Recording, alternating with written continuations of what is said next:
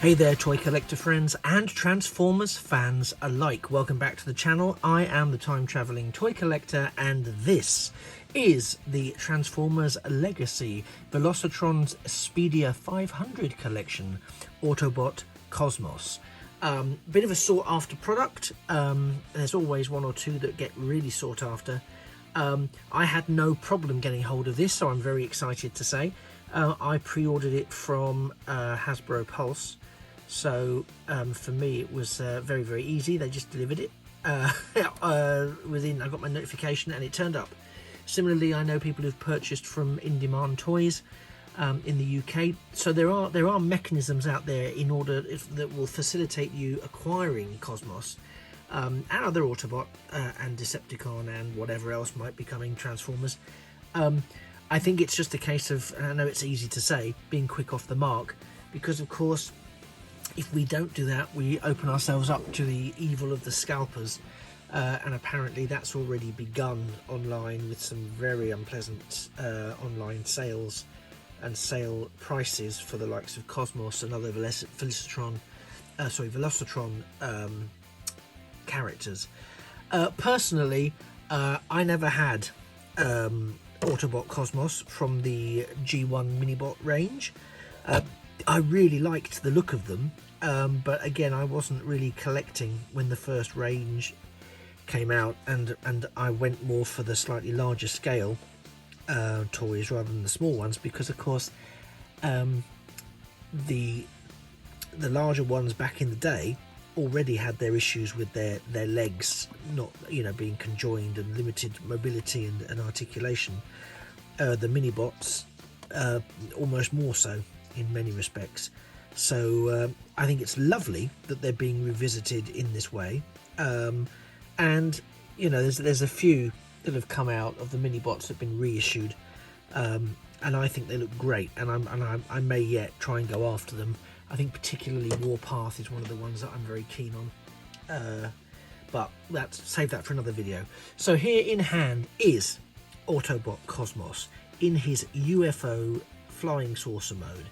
Now, what I can say is already obvious to me is that the upper section, the sort of bridge type section, if you will, is a lot taller than the original, which was a bit more squat, and it looked a bit more in the 80s, a bit more like that sort of 1950s idea of what a UFO might look like, which I thought was very, very endearing. In this mode, obviously we've got that front portal section with what looks like a top hatchway, or possibly a running light. We've got that lovely green and, well, two-tone green, along with the yellow, the red and the blue, and that silver at the front, which looks very much like, you can just imagine the ship coming into land, plonk, and then then those two silver points open up, and goodness knows who steps out.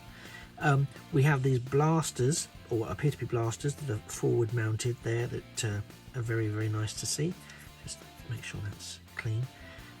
Running around to the rear of the ship, there's those thruster arrays either side there. There are some ports on the side, and we'll talk about the uses of those in a second. Ports on the back. The underside cleans up really nicely. I mean, yes, there's a bit of what we assume is going to be leg kibble, and we know is going to be arm kibble, but actually it all wraps up very, very nicely inside that body, making it a very clean and pristine model.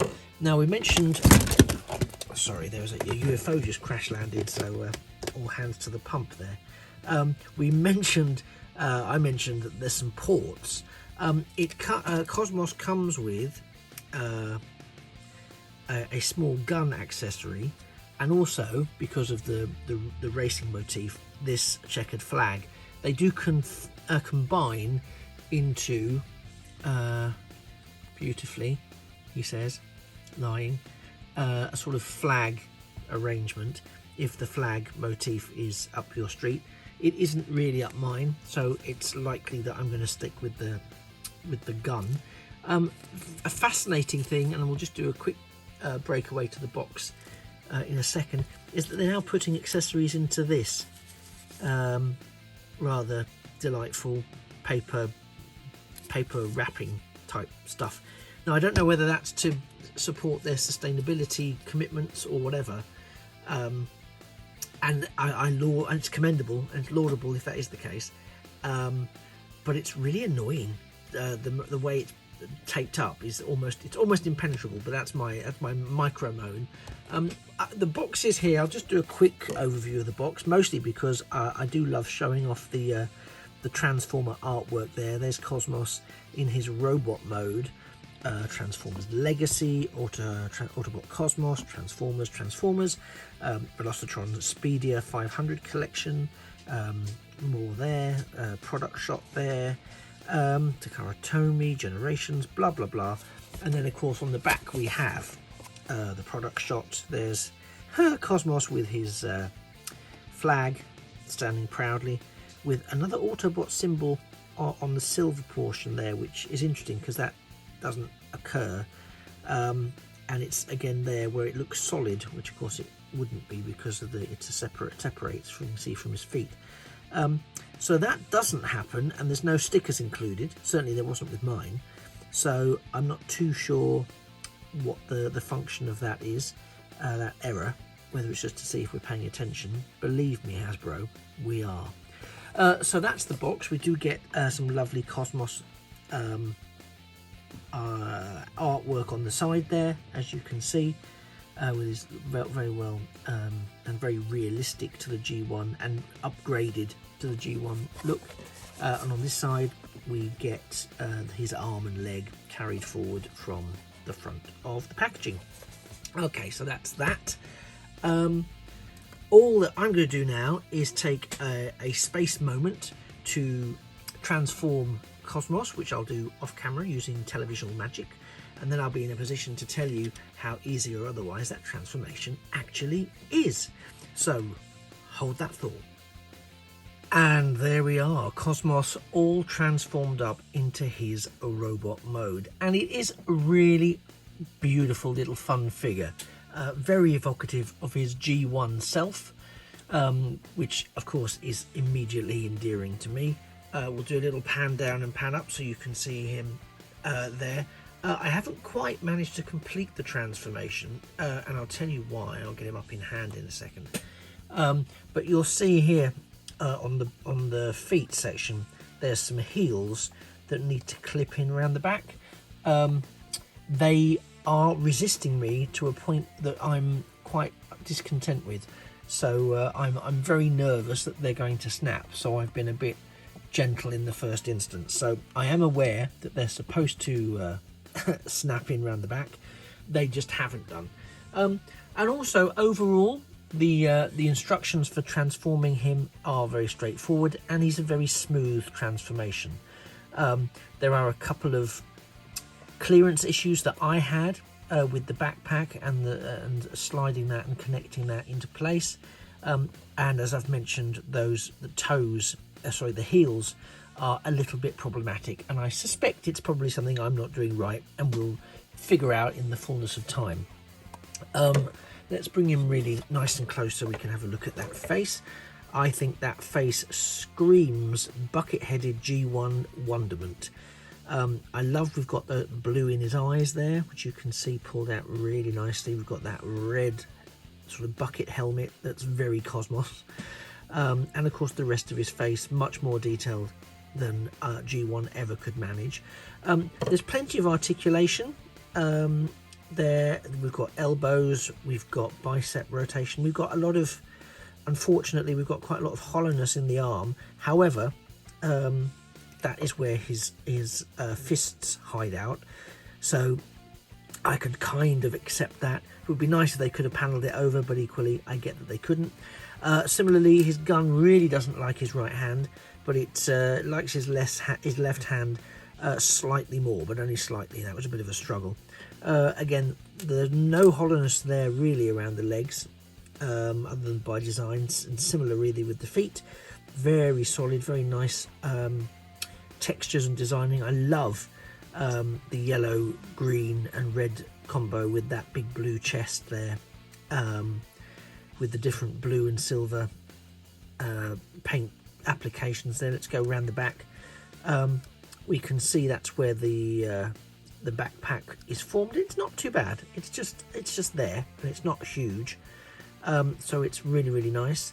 I very much like that we've got these very G1-esque faux thrusters either side of his hands, just like the G1 toy had, which actually in the G1 toy were the thrusters, but here they're secretly on the back of his arms, on his shoulders there. So a very nice touch there. And the rotating head section, very nice. So it's not just a case of pull in, pull out his head. And again, quite a bit of flexibility. We've got everything we need from a posing point of view, from a stop motion animation point of view. He's very good. The joints, certainly from my point of view, are very stiff, and as I say earlier, in a couple of instances, almost too stiff. In terms of those toes that we've got there. So yeah, I really like the figure. I think there's a lot to be done pose wise with him. I think he'll fit in beautifully with the pre-existing Transformers that I've now acquired. Am I going to collect the rest of the Velocitron Speedia 500 collection? I won't lie to you, probably not. It doesn't really mean too much to me. It doesn't excite me. What does excite me is that return to seeing the robot in their alternate mode in the box, and the robot mode in the artwork, so that we because again it is about discovering what the robot looks like in hand. So I'm a big fan of that transition that we're seeing around this. So packaging in alt mode, definitely a winner for me. Yeah, so transformation overall very straightforward, not too stressful. A couple of stiff points, a couple of bamboozling points, but nothing I couldn't work my way through. On average, it probably took about 7 or 8 minutes to do the full transformation, bearing in mind that does include not transforming his heels properly, just because I'm worried that those tabs, one way or another, will snap, and I don't want to do that when he's fresh out of the box, especially not with Cosmos, because as we've identified, he is a little bit precious in terms of collectability, so I'm very keen not to go mad and ruin him within the first couple of days of owning him. Does Cosmos have a place in your collection? Do you need to make a slot on your shelf for him? Well, only you know that truly. But if you do have G1 blood pumping through your veins, then you very likely would want to get your hands on Cosmos. Again, my advice, I did this pretty much as soon as we knew that it was going to be released. I made a point of pre-ordering online. Some places you only have to put a deposit down. I know that's the case for in-demand toys. It's really worth doing it, because if you don't, you'll kick yourself. I'm currently going through that exact thing with another Transformer that is just been released. I didn't pre-order it because I think it's very expensive. Well, it is very expensive. It's a Titan class, I'll tell you that. And it's very expensive. It's very big. It would mean it's the first Titan class I've not got since they were started releasing them. And that's the thing that's drawing me in. I don't have a personal connection to the figure. The original was part of the Cybertron range, which I know very little about after my time, frankly. So I don't have a personal connection to it. However, I am aware that I am a bit of a collector, and I do like to collect the Titans. I don't want to be that completist who doesn't have a complete set of Titans. So I'm weighing up whether or not to get it before I suddenly kick myself and see the price point escalate to 300, 400 plus, when currently it's sitting at 180 or so. I still think that's expensive. I think it's expensive for something that doesn't call out to me from across the void that I must have it. But I'm more worried that it'll call out to me that I must have it when I'm no longer able to get it. So if that speaks to you, sign up for notifications from a reputable online store for when Cosmos is back in stock. I think he'll come back in stock, don't you worry. I think he's very short packed, as in you get one per box of variant figures, which is what forces him into that sort of bracket of becoming more collectible by being less available out in the field, as it were. But that doesn't mean you won't get one. Keep looking. Don't give in to I know it's easy to say when you've got one, but try not to give in to the online scalpers, because when we do, we empower them to carry on. Easy, as I say, easy for me to say, having got one, but I have done that with others where I've just gone, I'm not paying it, and I will wait until an appropriate opportunity arises. But you know, things are as valuable as they are, depending on how much they're valuable to you as an individual. So you know, far be it from me to tell you what to spend on something. I'm just giving you my perspective. Is don't spend it because that's how much it costs. Spend it because you're willing to pay that much to have it. Well, thank you very much for staying with me for the last 20 minutes or so, not quite that. Stick around, check out some of my other Transformers videos where I'll try not to knock the camera over in my excitement, so early on in the video at least. I've got playlists for Transformers Legacy figures, War for Cybertron, Transformers Through Time, not to mention other ranges such as Doctor Who stuff, Star Trek stuff, Battlestar Galactica stuff. There's Star Wars stuff out there. There's a load of stuff. So stick around, have a look. If you like what you've seen, then do please smash the like button. If this has helped you make your mind up about getting Cosmos, and indeed if it's something that is you want to see other Transformers up close and personal, then do please subscribe to the channel and turn on notifications. That won't only help you to see future videos on the day they're released, it'll also help the channel to make sure that the algorithm, the dreaded algorithm, knows that people are interested, are watching, and it will put me forwards when people are searching for things like Transformers Cosmos.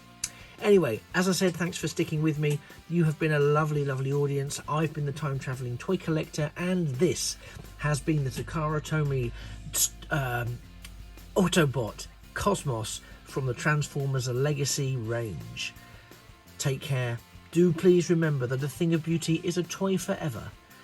One to roll out.